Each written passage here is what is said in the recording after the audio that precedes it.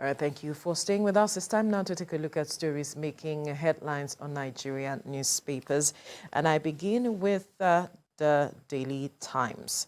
Adeleke, sworn in as Osun governor, freezes state accounts, says, I will correct past injustices, errors, develop states, appoints chief of staff, SSG.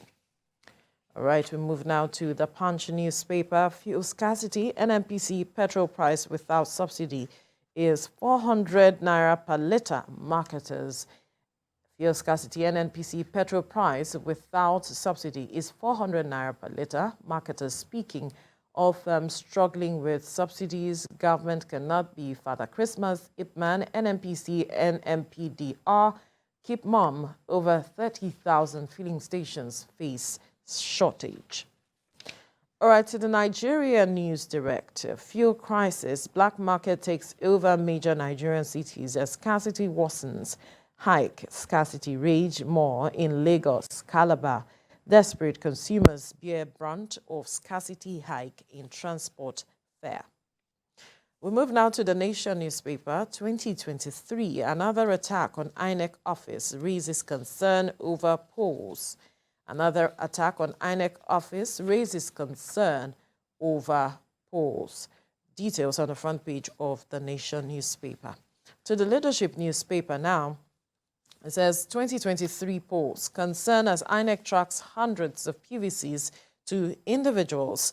Concerns as INEC tracks hundreds of PVCs to individuals. All the details on the front page of the Leadership newspaper. And on the front page of this Nigerian newspaper, Senate probes ministry officials for fraud. Questions 208 million naira payments in Labour Ministry. Questions 208 million naira payments in Labour Ministry. Details on the front page of this Nigerian newspaper. To the Blueprint now. How Miyetti Allah can help solve nation security challenges. The Sultan of Sokoto speaking. Laments involvement of some Fulanis in banditry. Troops kill 4 bandits in Chikun. Gunmen kill 2 in Ondo. Zamfara anti-thuggery body cautions youth during campaign. Details on the front page of the Blueprint. We move now to the front page of the Business Day. Ondo, Lagos, Abia lead poverty reduction charge. Ondo, Lagos, Abia lead poverty reduction charge. To the front page of the Daily Trust now. Anti-money laundering. SMEs decry registration hurdles. Account opening process frustrating. Business owners speaking. Banks reject application.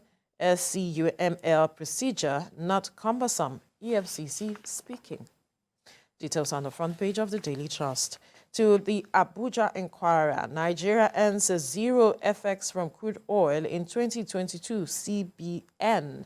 Nigeria earns zero FX, that's foreign exchange from crude oil in 2022. The CBN speaking. Wars on falling reserves, says Nigerian students responsible for $2.5 billion annual Forex outflow. Says Nigerian students responsible for $2.5 billion annual Forex outflow. All the details on the front page of the Abuja Inquirer. To the national economy now, 15 months after business as usual slows PIA implementation. 15 months after business as usual slows the PIA implementation. Details on the front page of the national economy. And finally, on the front page of the Nature newspaper, FCTA to begin power generation from waste armored. FCTA to begin power generation from waste. That's the Nature newspaper. Ahmed speaking. All right, to review the paper with me this morning is a member, West African Action Network for Small Arms and former consultant, Presidential Committee on Small Arms and Light Weapons, Darlington, Umoru. Good morning. Good morning, Veronica. Now, since your forte is security, we'll look at the security issue here on the front page of the Blueprint, where the Sultan of Sokoto, Saad Abubakar, has said that Miyetti Allah can contribute to addressing the nation's challenges. He was speaking at a forum. He was saying that after 48 years of their existence, it is time for them to now begin to, inject their perspective to the Constitution amendment, and that perhaps a majority of the challenges we see with regards to insecurity has to do with the Constitution as well as leadership, and that the Miyetti Allah can, infuse their contribution to the Constitution to see how we can address especially the farmer header crisis and also tackle banditry as we see it. Well, every Nigerian has a right to make contribution as to how the country can actually move forward without war, with the large-scale insecurity problem we have today. Miyetti Allah is an organization representing the cattle breeders. Problems we have had to some extent concerning insecurity has had to do with those they refer to as the headers. You remember the headers farmers crisis. And then you also remember how some of these headers have also been fingered in kidnapping. And banditry. And banditry to a larger extent. If they would want to come in, to help at this instance, apparently, like the Sultan is saying, it would have to do with either they want to be largely engaged in solutions as to leadership or what we need to control insecurity. And then, but again, would they be able to go beyond just being an organization to try to checkmate the activities of the headers to this extent? How would all of that contribute to a leadership crisis and insecurity problem that we have today? That is another kettle of fish. To a large extent, many have fingered their members for reasons that has to do with the threat to insecurity and all of that. Don't forget that Miyetti Allah has made demands over time as to what they want, talking about the breeding routes, grazing reserve, and all of that. And so maybe would they be talking about injecting all of this into the Constitution or having the government to review all of this and going back? The federal government at the time looked at the issue when the issue raised concerning the grazing routes, when they talked about states creating reserves, to overcome that. To accommodate these people, But this age and time, is it the same time we should be talking about grazing routes, which was established how many years ago, how many decades ago? Are they still functional? Those things that were considered at that time, are they still what we should be looking at now? These grazing routes have become threats to farmers. And then this has created problem between farmers and these headers that has led to the loss of lives of several people across several states in Nigeria. So if we want to look at that, juxtapose that with what happens outside this country. Those who breed cattle abroad, how do they do it? Will that even tackle the issue if we do that as a country now? I do not think that is the basic problem we have concerning insecurity.